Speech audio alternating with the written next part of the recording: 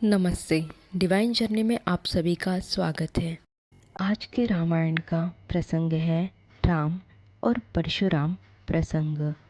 वाल्मीकि रामायण के अनुसार राम, लक्ष्मण, भरत और शत्रुघ्न का विवाह हो जाने पर राजा दशरथ ने राजा जनक से अनुमति लेकर समस्त महर्षियों को आगे करके अपने पुत्रों, सैनिकों तथा सेवकों के साथ अपनी राजधानी की ओर प्रस्थान किया।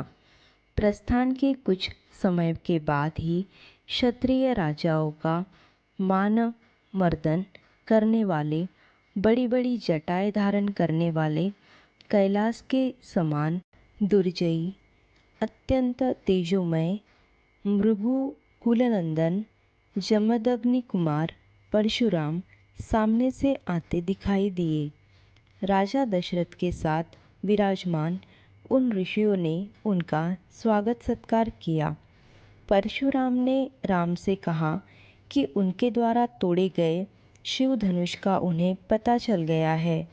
उसके टूटने के बाद जानकर वे एक दूसरा और उत्तम वैष्णव धनुष लेकर आए हैं। वे इसे खींचकर उसके ऊपर बाण चढ़ाए और अपना बल दिखाए।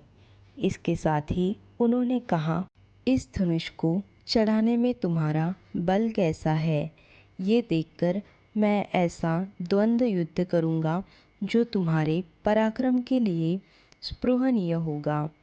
राजा दशरथ उनके ऐसे वचनों को सुनकर उदास हुए और उन्होंने परशुराम को मनाने का प्रयास किया, किंतु उनके वचनों की अवहेलना करते हुए परशुराम ने पुनः राम को उत्तेजित सा करते हुए उस वैष्णव धनुष पर बाण चढ़ाने के लिए कहा।